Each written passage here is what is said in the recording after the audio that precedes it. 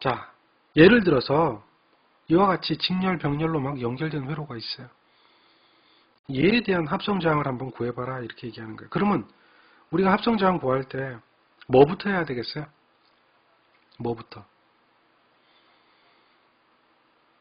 뭐부터 해야 되겠어요? 딱 눈에 들어오는 게 전체 이거부터 구하면 안 되죠. 이거부터 직렬이다 그래서 이렇게 구하면 되겠어요? 안 되겠어요? 이거부터 직렬이다 이거부터 구하면 돼요? 안 돼요? 안 되는 거죠. 이건 안 돼요.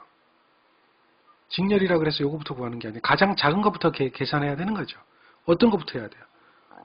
요거부터 해야 되겠죠. 요거부터 해야 되겠죠. 몇 오음이에요? 1짜리 3개가 직렬 연결되니까 몇 오음이에요? 3오음이죠. 그러면 회로가 이렇게 바뀝니다. 요 부분에 3오음이 연결된 거예요.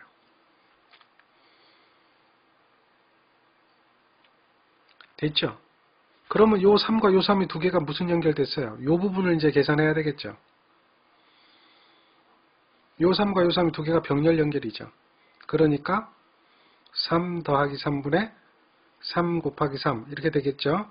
그래서 얘는 어떻게 돼요? 1.5가 되죠. 그래서 1.5가 다시 온 겁니다. 요 1.5가 이렇게 온 거예요. 그러면 요거하고 요거 두 개 합쳐지니까 얼마가 되죠? 1.5, 1.5에다가 얼마가 돼요? 4가 되죠. 요거 다 합치니까 4가 되잖아. 그럼 요 4하고 무슨 연결됐어요? 병렬 연결이죠. 그러니까 4 곱하기 4, 4 더하기 4분의 4 곱하기 4가 되니까 2가 되겠죠. 그래서 여기 사이의 전체 합성저항이 몇 오음이 되죠? 2오음이 되죠. 그러니까 3 더하기 요 전체 2 더하기 요거 3이 되죠. 그러니 3 더하기 3에 2를 하니까 얼마? 8. 합성저항이 얼마가 된다? 8오음이 된다. 그 얘기입니다. 어렵지 않죠? 이런 게 이제 합성저항 구하는 방법이에요. 이게 복잡해서는 안 돼요. 간단한 이야기죠. 예, 충분히 할 수 있어야 됩니다. 자, 그래서 합성저항을 구하라 라고 하는 개념도 아셔야 되고요. 합성저항에 대한 개념처럼 반대로 역으로 합성 컨덕턴스를 구하라 그럴 수도 있습니다. 합성 컨덕턴스를 구하라. 컨덕턴스는 역수로 해주면 되죠. 합성저항 구해서 뒤집어도 되고요. 역수로 해주면 돼요. 그러니까 이거 하나 이야기를 해드리면 저항은 직렬 연결이잖아요. 직렬 연결의 저항 R, 제로는 이렇게 되죠. 근데 컨덕턴스 G, 제로는 어떻게 됩니까? G1분의 1 더하기 G2분의 1분의 1이 돼서 얘는 G1 플러스 G2분의 G1, G2가 컨덕턴스입니다. 얘는 단위가 오음이고요. 얘는 단위가 어떻게 돼요? 모가 되죠. 단위가 모가 되죠. 이해하시겠습니까? 단위가 모가 되는 겁니다. 단위가 모가 되는 거예요. 그러니까 저항하고 얘도 직렬이에요. 얘도 직렬이고 둘 다 직렬이에요. 근데 저항하고 컨덕턴스는 구하는 방법이 반대로 가고 있죠. 역수니까 그래요. 역수. 병렬이면 저항은 어떻게 되죠? 제 결론만 이야기하면 이거였죠. 근데 컨덕턴스 G0는 그럼 어떻게 될까요? 간단하죠? 이거는 단위가 뒤집어지는 거예요. 얘 뭐로 읽는다 그랬어요? 뭐로 읽는다 그랬죠? 얘는 뭐로 읽어요? 오음으로 읽는다 그랬죠? 그러니까 오음과 모에 대한 차이. 자, 그 개념, 그러니까 반대되는 개념이라고 하는 것을 알고 계셔야 된다. 이 이야기예요. 정리되겠습니까? 반대되는 개념을 알고 있어라. 자, 그 다음에 이제 6번째로 우리가 공부를 좀 해봐야 될 것이 있는데요. 6번째로 공부를 해봐야 될 게 이제 그 분합법칙이라고 하는 거하고 분류법칙, 그 전압분배법칙, 전류분배법칙 하는 그러한 법칙을 좀 공부를 하셔야 돼요. 자, 전압분배 법칙, 전류분배 법칙. 이게 나누어 간다는 얘기죠. 지금처럼 여기에 전압이 2입니다. 그랬을 때 여기 걸리는 전압이 E2는 얼마일까요? 라고 묻는 거예요. 그러면 여러분들이 이제 법칙을 모르면 여기에 전류를 구하겠죠. 그렇죠? 여기 전류는 여기에 저항을 구하면 합성저항은 얼마예요? 두 개 직렬이니까 더해줘야 되겠죠? 전압은 2죠. 요게 전류가 됩니다. 따라서 여기에 걸리는 전압 E2는 여기 양단에 뭘 구한 것 같다? 전압 강하를 구한 거죠. 그래서 전압 강하 R2, I는 얼마예요?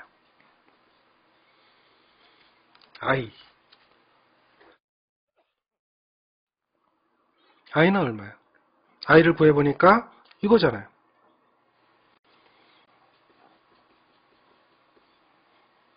요거가 된다는 거죠. 그래서 우리가 구하는 요 식이 정리하면 이러한 식이 되겠죠. 이거는 근데 법칙을 적용한 게 아니라 우리가 E2를 여기에 걸리는 E2를 구한 거죠. 즉 다시 말해서 계산한 거죠. 자, 이 계산한 것은 법칙이 아닙니다. 그냥 계산했을 뿐이에요.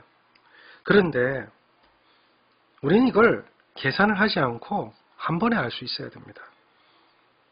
그걸 법칙이라 불러요. 어떻게 적용하느냐. 그냥 보자마자 이 식이 바로 나와야 되는데 적용하는 방법은 간단해요. 지금 이렇게 직렬로 연결되면 전류가 일정합니다. 전류가 일정하게 되면 전압은 저항에 비례하는가 반비례하는가를 찾으면 됩니다. 전류가 일정하면 V는 RI에서 전류가 일정하면 얘가 일정하면 당연히 전압은 저항에 어떻게 되죠? 비례합니다. 즉 전압 강하는 저항값에 비례한다는 것을 우리는 쉽게 이해할 수가 있습니다. 요거를 기억하는 거예요. 아, 직렬 연결일 때는 전압 강하는 전압에 비례하는구나. 그러니까 두 개가 직렬 연결되어 있으면 두 개 직렬 연결된 것에 자기 거에 대한 것에 전체 전압이 비례하는구나. 이게 E2라는 거죠. E1이라고 하는 것은 R1의 양단에 걸리는 전압이라면 비례하니까 두 개 더해주는 거네. 자기 거 비례니까 전체 전압이 나눠 걸리는구나. 라고 하는 것을 바로 구할 수가 있습니다. 이거를 알면은 이렇게 계산하지 않고 바로 구한다는 거죠. 걔가 무슨 식이다? 전압이 나눠 걸린다. 어떻게? 비례해서 나눠 걸린다. 이것을 우리는 분압법칙이라고 그래요. 이 법칙에 대한 개념을 아셔야 돼요. 직접 구하지 않고 바로 그냥 식으로 이 식이 눈에 들어온다는 거죠. 분류법칙도 동일합니다. 물론 여기서 이와 같은 식에 의해 가지고 I1이라고 하는 전류를 구하라 라고 하는 겁니다. 그러면 제가 지금 하는 것처럼 충분히 구할 수 있습니다. 전압이 주어졌으니까 R1분의 V 해가지고 구할 수가 있죠. 그러한데 우리는 전류는 저항에 반비례합니다. 전압이 일정하죠. 병렬은 전압이 일정하다는 거 얘기했으니까 그러면 전류 I는 R분의 V인데 여기서 이 V가 일정하면 전류는 저항에 어떻게 하고 있어요? 비례합니까? 반비례합니까? 비례합니까? 반비례합니까? 이것은 반비례하는 거죠. 예, 반비례. 반비례하게 되면 당연히 I1을 구하라 그러면 우리는 계산하지 않고도 바로 R1 더하기 R2분의 병렬 연결일 때 반비례니까 상대방이죠. 전체 전류 I다라고 하는 식을 찾아낼 수 있습니다. 이게 분류 법칙입니다. 계산했어요? 계산하지 않았어요. 그래도 됩니다. 자, 그렇다면 여러분한테 하나의 예를 들어 보이겠습니다. 요거를 여러분들이 맞추면 공부가 잘 된 거고요. 못 맞추면 공부가 잘 안 된 겁니다. 자, 이렇게 저항처럼 생겼는데요. 제가 이거를 저항이라고 얘기 안 하고요. 컨덕턴스입니다. 컨덕턴스 두 개를 직렬로 연결했습니다. 그리고 동일하게 이렇게 E에 대한 전압이 걸려 있습니다. 이때에 여기에 걸리는 E2에 대한 전압은 얼마일까요? 라고 묻습니다. 그러면 방금 전에 전압분배 법칙 보셨죠? 그러니 여기는 E2는 어떻게 될까요?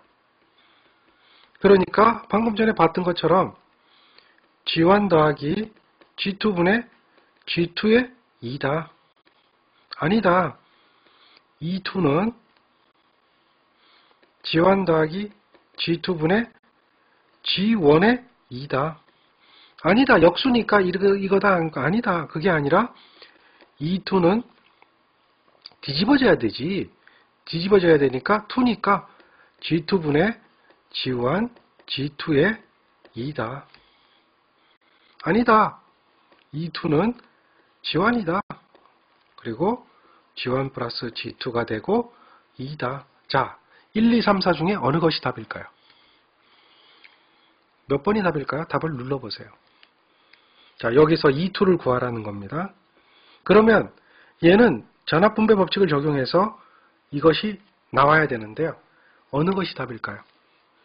1번이 답일까요? 2번이 답일까요? 여기가 2번 해야 되나? 여기가 3번 하고요. 여기가 4번입니다. 이것도 못 고르면 안 되겠죠. 몇 번이 답일까요? 자, 이거는 여러분들이 2번, 이거 2번이에요? 1번, 2번, 3번, 4번이에요? 그럼 어느 게 답일까요? 막 2번이니 3번이니 이런 물어보고 있죠. 정답은 몇 번이냐면 3번입니다. 얘가 정답이 되는 거예요. 이거를 여러분들은 알아야 돼요. 얘는 지금 뭐라고 그랬어요? 컨덕턴스입니다. 컨덕턴스. 컨덕터, 전류를 잘 흐르게 하는 레지스턴스의 반대. 그렇죠? 컨덕턴스라고 얘기했잖아요. 역수에 대한 개념이죠. 그러니까 이거라고 했죠. V는 RI였는데 I는 일정한 것 똑같았는데 저항의 역수니까 G분의 I가 되어지는 거죠. 그러니까 어떻게 돼? V하고 G는 비례해, 반비례해? 비례해, 반비례해? 얘는 반비례라고 하는 것을 알 수가 있고, 반비례식은 뭐예요? 2일 때 뭐가 올라간다? 1이 올라간다가 반비례라 그랬죠. 이해되죠? 즉 역수에 대한 개념이 되니까 저항에 무슨 연결하고 저항에 요거 반비례. 요 스타일이니까.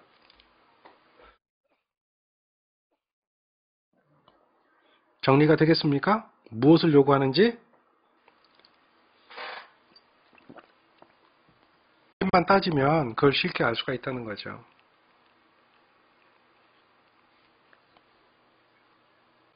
아시겠죠? 그게 계산 안 하고 찾아내는 것을 얘를 법칙이라고 하는데, 전압이 나누어 걸리는 법칙이 있고 전류가 나누어 걸리는 법칙이 있다는 겁니다. 그러니까 비례 반비례를 먼저 찾을 수 있어야 되는데, 그 비례 반비례를 찾을 때는 기본적으로 오음의 법칙을 알면 된다.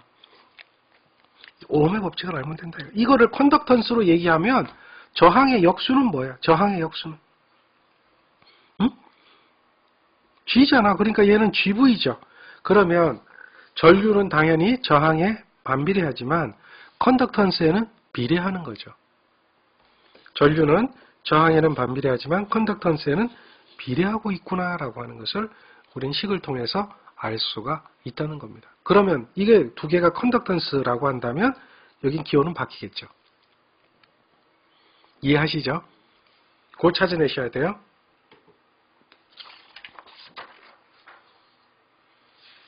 잘 기억하세요.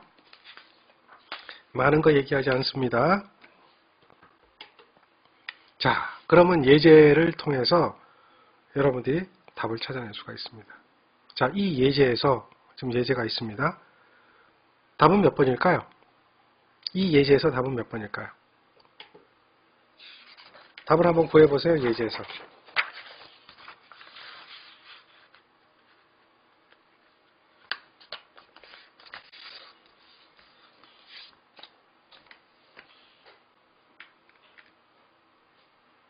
답은 몇 번일까요? 이 예제에서. 안 나오나요? 딱 나오죠? 그렇죠? 저항이니까. 전압에 비례하죠? 전압에 비례하죠?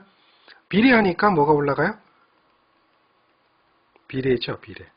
그러니까 답은 2번이 된다는 것을 우리는 쉽게 알 수가 있죠. 바로 찾아야 됩니다. 이걸 바로 못 찾으면 곤란한 거예요. 바로 찾아야 됩니다. 아시겠죠?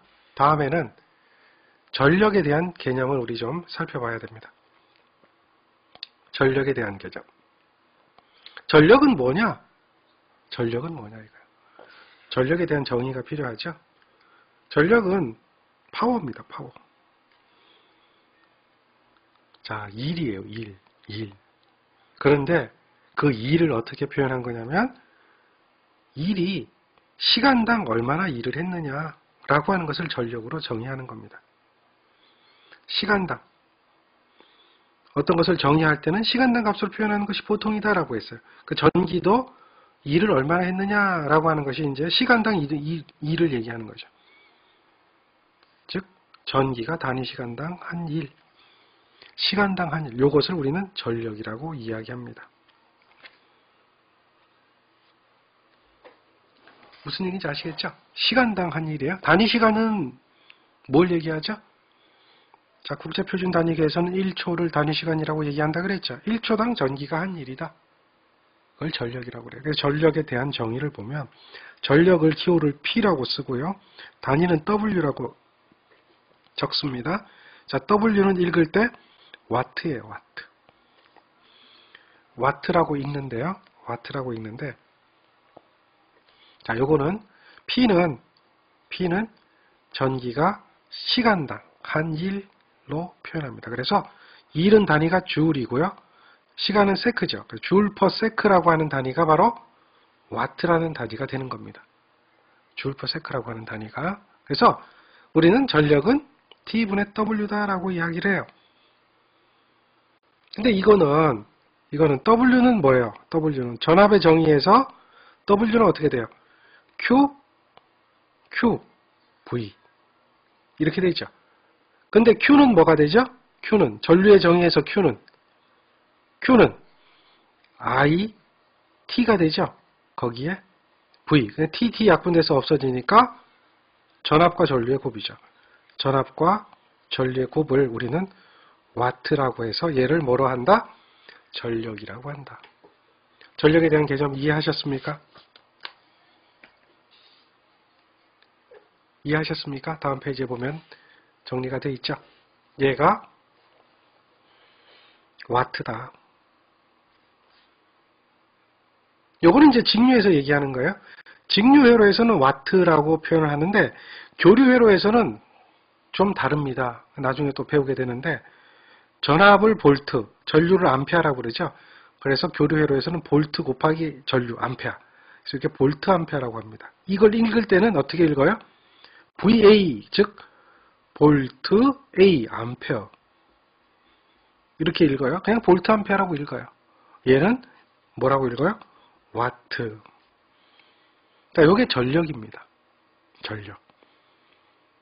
이 식을 다시 정리하면 이렇게 정리할 수가 있어요. 오음의 법칙을 적용하는 거예요. V는 어떻게 돼요? RI죠. 거기에 I를 한 번 더 곱합니다. 그럼 얘는 어떻게 돼요? I 자승 R이 되는 겁니다. 또 I는 어떻게 돼요? R분의 V죠.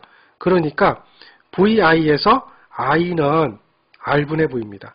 R분의 V니까 얘는 어떻게 돼요? R분의 V가 2배 있으니까 제곱이죠. 전력을 구할 때는 I좌승 R로 구하기도 하고 R분의 V 제곱으로 구하기도 합니다. 이거는 오음의 법칙을 적용해 본 거예요. 자, 개념이 잡힙니까?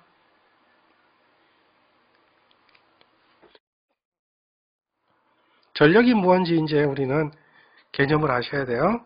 전력이라고 하는 것은 전류와 전압의 곱이다.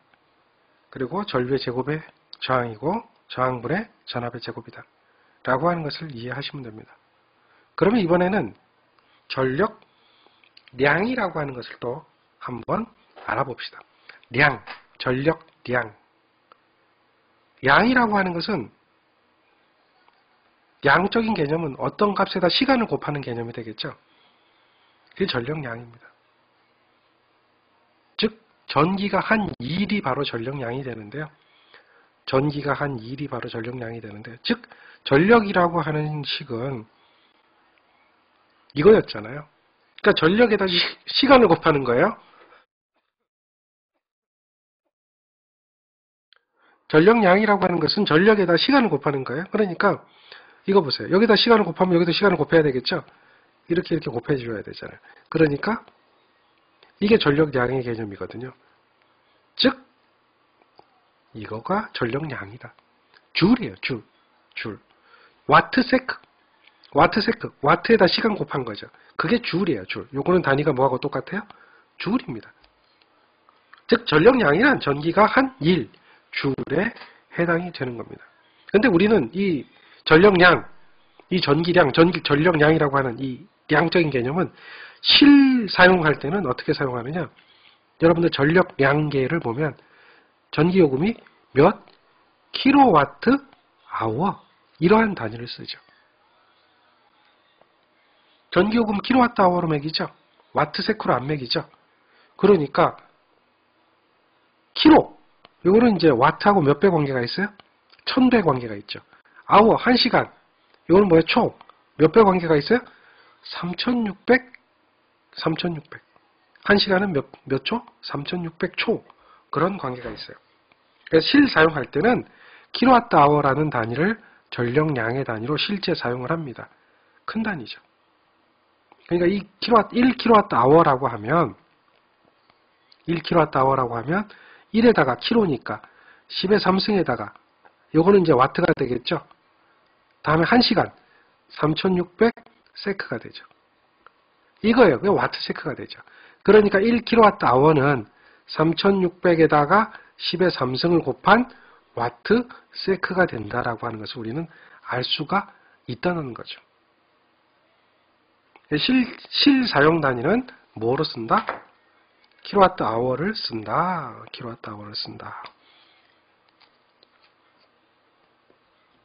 자, 하나하나 정의를 내려드리는 겁니다. 이 정의를 이해하시고 정리하셔야 됩니다. 이해되시면 좋습니다. 그러면 이제 여기서 주울이라고 하는 단위가 있어요. 주울이라고 하는 단위. 주울이라고 하는 이 단위는 칼로리로 환산이 됩니다. 일은 뭐예요? 열량이죠. 그러니까 전기량도, 전력량도 열량으로 환산을 할 수가 있습니다. 어떻게 환산이 돼요? 1주울은 얼마 칼로리하고 같아요? 0.2398, 24칼로리죠. 0.24칼로리. 그렇게 열로 환산을 할 수가 있어요. 열로. 그러니까 요게 PT라고 하면 줄이잖아요. 근데 PT에다가 0.24배를 곱하면 걔가 칼로리가 되니까 열량이 되는 겁니다. 열량. 칼로리는 열량이잖아. 열량. 그러니까 얘를 W라고 안 쓰고 여기서 뭐라고 써요? Q라고 씁니다. Q라고. W라고 안 쓰고 Q라고 씁니다. 왜? 열량이니까. 0.24배를 했으니까. 그래서 전력량은 열량으로 환산할 수가 있습니다. 자, 여기에서 이제 P를 대입한 거죠. 0.24 PT에다 P를 대입한 거죠. 근데 열량은 물리에서는 비열에다가 질량에다가 그 다음에 온도, 온도차, 온도 변화량, 온도 이걸 곱하면 얘가 뭐가 돼요? 열량이 됩니다. 물리공학에 물리에서 그렇게 배우는 거예요. 물리에서. 기본 물리학에 그런 이야기가 나와요. 그러니까 비열에다가 질량에다 온도, 곱으로 열량을 표현합니다. 이게 이 식이죠. 요걸 가지고 이제 여러분들이 이제 어떤 이야기를 하냐면 10도씨 물을 100도씨까지 끓이는데 그 물의 양이 1kg이라면 물의 비열은 1이 되겠죠. 몇 와트짜리 온수기를 사용해서 몇 분간 가열해야 되겠냐. 뭐 이런 이야기가 나와요. 그러니까 온수기가 몇 와트짜리가 필요하냐. 뭐 이런 얘기 되겠죠. 전열기가 몇 와트짜리 전열기가 필요하냐. 뭐 이런 문제들이 어디에 나오느냐면 전기 응용에 나옵니다. 전기 응용. 이제 전기 응용이나 또 이 이야기는 어디에 나오냐면 이 열량에 대한 얘기죠. 전기에서 쓰는 열량인데 0.24는 요거하고 같다. 그래서 P값을 구하는 게 이제 전열기에 대한 이야기가 되는데 요 이야기는 실기 시험 문제도 나옵니다. 실기 시험 문제도 나와요. 그러니까 요거를 이해하고 정리하고 있어야 합니다. 아시겠죠? 이건 물리에서 나오는 공식이에요. 비열과 질량과 온도 차의 곱이 열량이다. 전기에서 열량은 전력량에다가 0.24배 하면 된다. 요 식이죠. 정리하면 나오는 식이 이 식이죠. 이게 전열기 기본 공식입니다. 그래서 나중에 이 식을 정리하면 전열기 용량은 뭐 킬로와트아워로 환산하면 860 이타 T분의 뭐 CM 온도차 세타 CMT T2-T1 이렇게 해가지고 이거에 대한 값을 구하잖아요. 킬로와트를 구한다 뭐 이런 이야기 하죠.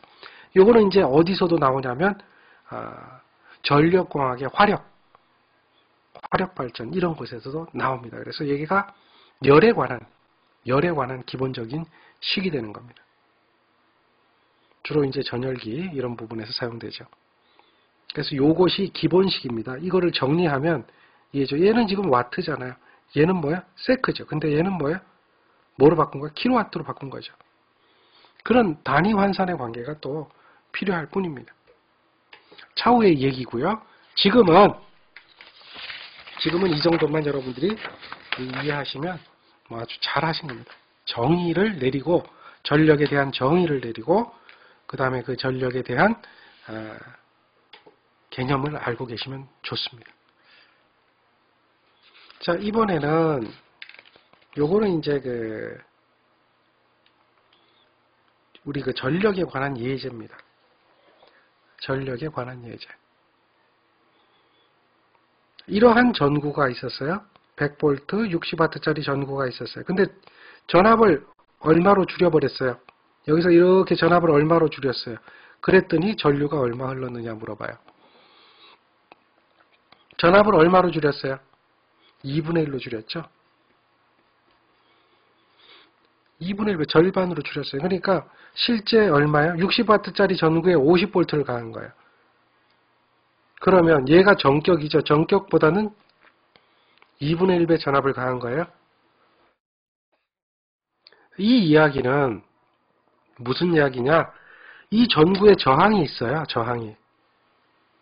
저항이 얼마입니까? 이 전구가 가지고 있는 저항의 값은 R은 P분의 V제곱이죠. P는 R분의 V제곱이었으니까. 우리 전력의 기본식이 뭐였어요? P는 VI고 그 다음에 R분의 V제곱이고 I잣은 R이었잖아요. 그러니까 R분의 V제곱을 이용하면 100V죠. 그 다음에 60W짜리죠. 이게 P가 와트가 전력이니까. 그러니까 이 전구의 저항이 이만큼이요. 167옴 정도의 저항값이 있는 거예요. 그래서 전류가 흘러가지고 60W를 나타내는 거죠. 정리가 되겠습니까? 즉 다시 말해서 60W는 전압이 100V를 가했을 때 전류가 흘렀다는 거죠. I가 흘렀다는 거죠. VI잖아요. VI. 전격일 때 얘기하는 거잖아요. 이런 이야기입니다. 그래서 지금 현재 보니까 전류 I는 얼마예요? 0.6A 흐르는 거죠. 근데 전압을 갖다가 2분의 1부로 줄이면 전류는 어떻게 되겠냐 묻는 거예요. 전류가 늘어나겠어요? 줄어들겠어요? 늘어나겠어요? 줄어들겠어요? 당연히 늘어나지는 않겠죠. 근데 그런지 한번 보세요. 늘어나는지 줄어드는지. 얘는 전류가 똑같았다라는 얘기고요. 얘는 전류가 줄어든다는 얘기예요. 줄어든다. 그러면 얼마나 줄어들겠느냐. 그러니까 전압을 50V로 줄였으니까 저항은 167이니까 전류 I는 R분의 V잖아요. 50V에 167이니까 얘는 0.3A가 된다. 이렇게 답을 찾아낼 수가 있겠죠. 이해됩니까? 자, 브릿지 회로에 대해서 이야기를 좀 해보죠. 브릿지 회로. 8번째 이야기입니다.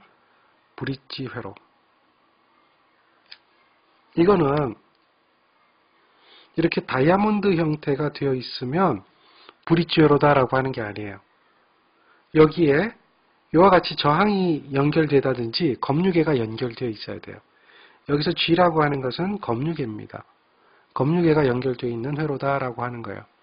얘를 우리는 브릿지 회로입니다. 마름 목골의 형태가 되어 있고 요 C점과 요 D점에 저항이 연결되든지 검유계가 연결돼야 돼. 그러면 이제 실제에 여기에 저항이 연결되어 있다면 합성 저항을 구하기가 어때요? 쉽습니까? 어렵습니까? 여기 저항이 하나가 이렇게 연결되어 있다고 보세요. 이렇게 되어 있다고 보세요. 그러면 합성 저항 구하기가 쉬워요? 어려워요? 직렬 연결도 아니고 병렬 연결도 아니고 뭔가 좀 이상해지죠? 합성 저항 구하기가 어렵습니다. 구하기가 어려워요. 네, 좀 이상하죠? 그래서 이제 그런 회로에 대한 합성 저항을 구하는 방법이 이렇게 연결되어 있는 삼각형 연결을 여기 지금 이렇게 삼각형 연결되어 있죠? 이렇게 삼각형의 저항이 연결되어 있는 것을 그리고 여기에 이제 이렇게 저항이 연결되어 있잖아요. 요게 이제 브릿지가 되는데 요거 전체 합성 여기에 대한 요 점과 요 점 사이 합성 저항을 구하는 거죠. 구하기가 힘든단 말이에요. 이 삼각형 연결을 어떻게 바꿔주느냐? 이렇게 바꿔주는 거예요. Y자 모양으로. Y자 모양으로 바꿔주면 얘 그림이 어떻게 되냐면 이렇게 되죠. 요거는 그대로 있고 여기에 Y자 모양의 저항이 생깁니다. 이런 형태가 되겠죠. 여기에 이렇게 있던 이것은 없어지죠. 이걸 갖다 우리는 뭐라고 하냐면 삼각 연결을 Y 연결로 등가 변환했다라고 하는 거예요. Y 델타 등가 변환이라고. 근데 그건 좀 복잡하니까. 그러면 우리가 이렇게 여기 직렬, 여기 직렬, 뭐 직병렬 회로로 환산이 되는 거죠.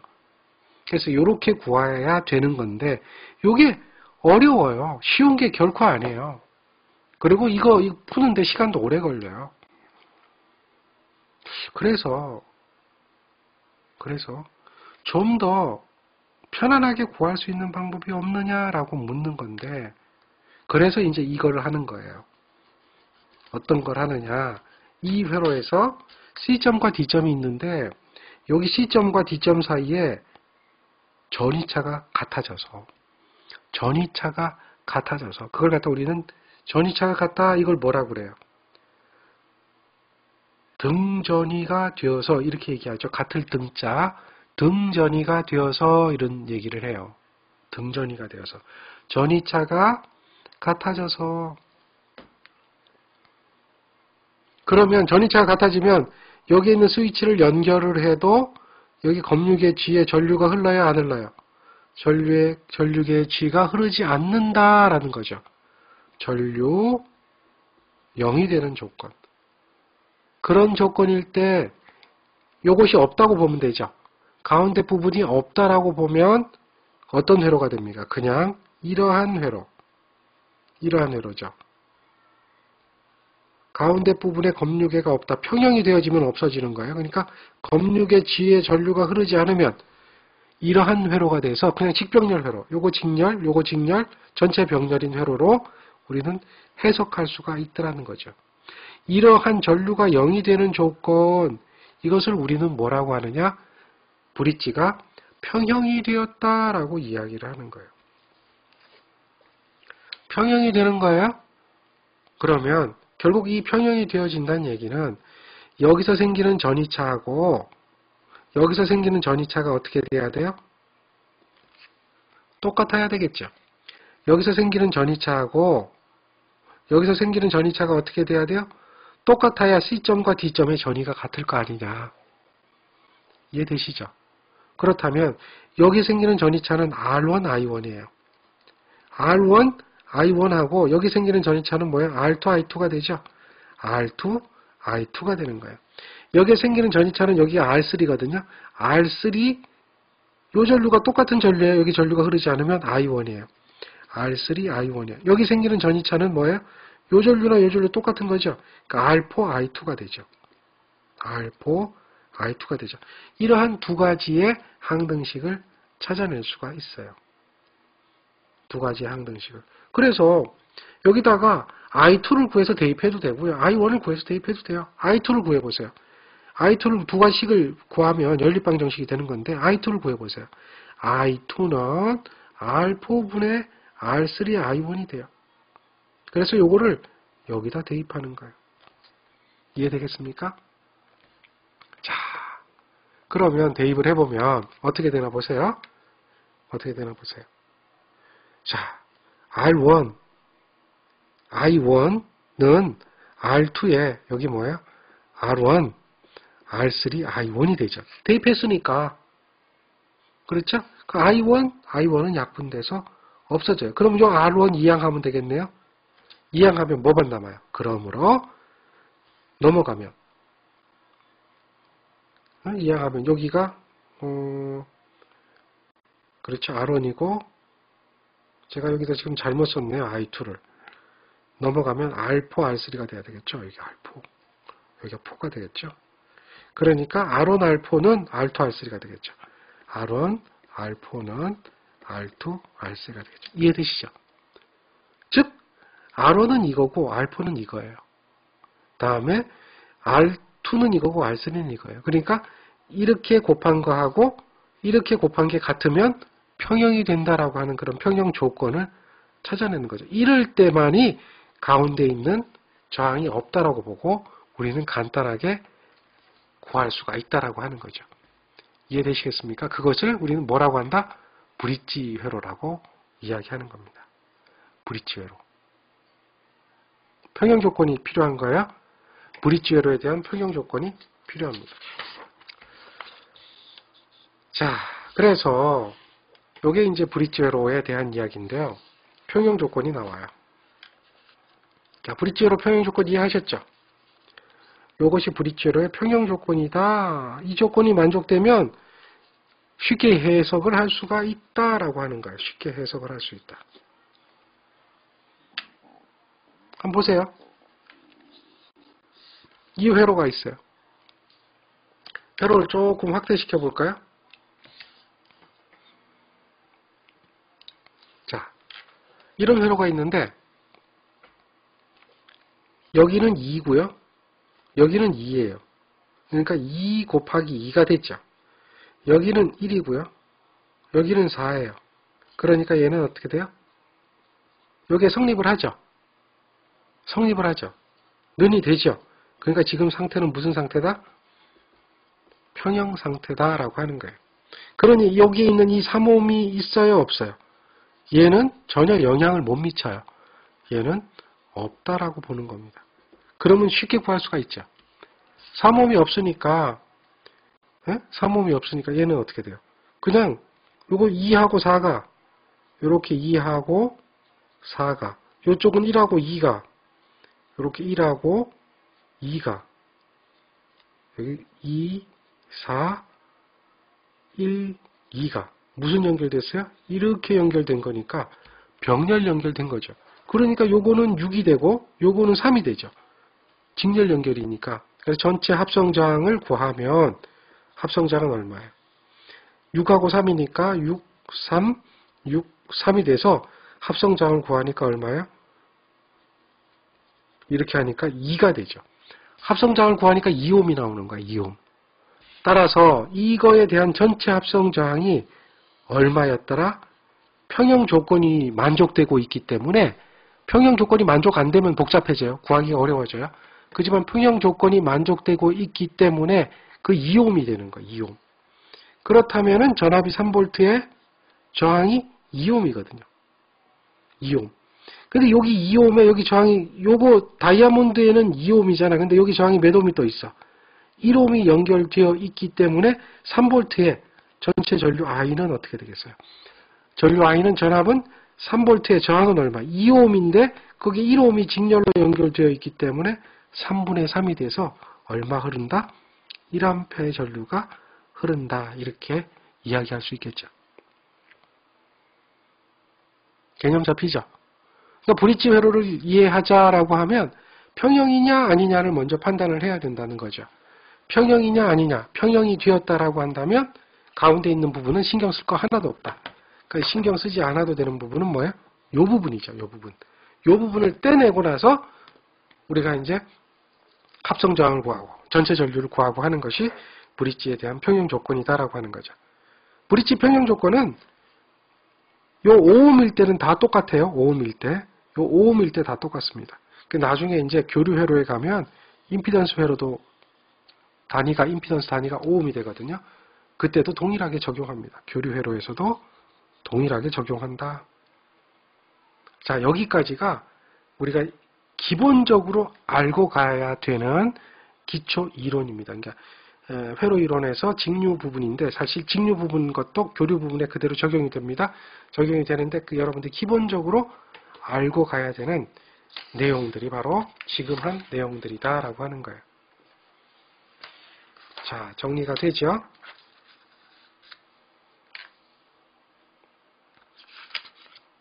자, 그러면 이제 문제를 조금 더 풀어봅시다. 자, 요거는 이제 관연도 문제 나와 있습니다. 이 문제를 한번 풀어봅시다. 자, 이 문제는 우리 예제를 통해서 풀어봤던 문제하고 같은 거죠? 어떤 겁니까? 이러한 전류가 흘렀는데 이만큼의 전류가 흘렀다? 그렇다면 전기량은 얼마인가? 요거는 이제 그 쿨롱을 물어봤기 때문에 쿨롱은 그냥 그대로 대답하시면 되죠. 암페어세크. 암페어세크로 대답하시면 되죠. 그래서 식을 세우면 전류 I는 인테그랄 0에서 t까지 이 식 IT dt가 되죠.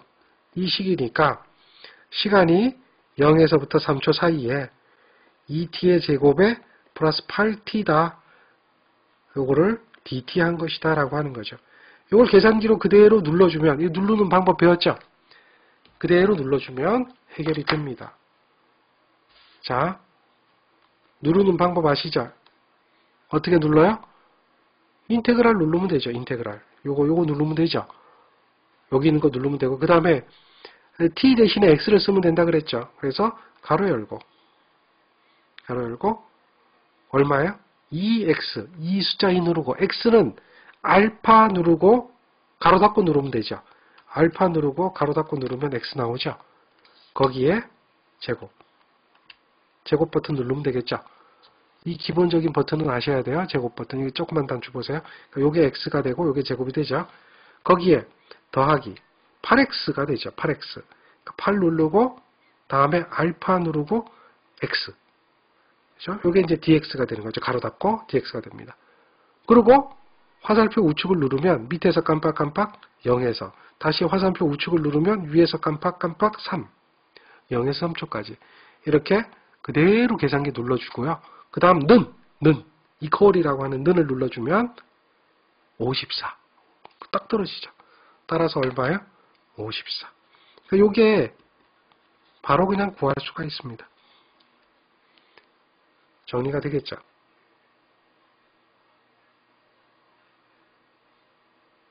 이런 문제, 이거는 이제 전류에 대한 기본 문제니까 이것도 한번 여러분들이 풀어볼 수가 있습니다. 다음 예제를 한번 볼까요? 자, 합성저항을 구하는 문제인데요. 합성저항을 구하는 문제인데 보세요. 그림과 같은 회로가 있는데요. 뭐 내부저항이 500ohm인 전압계, 어쨌든 전압계 몰라도 500ohm입니다. 500ohm의 전압계를 이용해서 단자 AB 사이에 여기 요 AB 사이에 전압을 측정했더니 100V였습니다. 그러니까 여기에 사이에 전압이 100V가 됐다는 얘기죠. 여기에 전압이 얼마야? 100V가 됐다는 얘기죠. 이 전압계를 AB 사이에 접촉했을 때 전체 합성저항, 전 회로에 대한 합성저항을 구하라 그래요. 그러면 요 AB 사이에 결론은 뭐예요? 이렇게 저항을 하나를 더 연결을 했다. 이런 얘기가 되겠죠. 얼마짜리를? 500kΩ짜리를. 결국 무슨 얘기예요? 요것도 500kΩ, 요것도 500kΩ이 되니까 두 개가 병렬 연결돼서 얼마가 됩니까? 500 두 개 병렬 연결이니까 500, 500. 절반으로 줄 거예요. 500, 500 하니까 이게 250이 되죠. 그러니까 요게 250이 되니까 요 250이 여기에 750에 더해지죠. 그럼 1000이 되는 겁니다. 1000. 그래서 요 1000하고 1메가니까요. 1000이 되죠. 1메가옴은 1000kΩ하고 똑같은 거예요. 10의 6승하고 10의 3승의 개념이니까. 그러면 요것이 다시 1000이 됐고 요것도 1000이잖아요. 1000과 1000이 병렬 연결되면 얼마가 돼요? 1000과 1000이 병렬되면 500이 되는 거예요. 500. 그러니까 요 D, C 사이의 저항은 요게 1000이고 요게 1000이니까 500이 돼서 500 더하기 500이 되니까 얼마가 돼요? 1000이 되겠죠. 그렇게 작은 것부터 하나씩 합성저항 구하면 됩니다. 뭐 전압계 어쩌고 저쩌고 생각 안 해도 돼요. 전압 100V 측정했다 이거 생각 안 해도 돼요. 요거가 여기에 연결이 됐을 때 합성저항, 그다음에 이렇게 합성저항, 요거 합성저항, 그래서 이렇게 합성저항이 얼마냐? 한 단계 깎아가면서 합성저항 구하는 문제입니다. 자, 이 문제 풀 수 있겠죠? 가능하겠죠? 합성저항 구하는 것 정도는 하셔야 됩니다. 자, 지금까지 문제는 잘 이해가 되리라고 생각하는데요. 다음 문제, 요거는 다음 시간에 계속해서 풀어보겠습니다. 오늘은 여기까지 하겠습니다.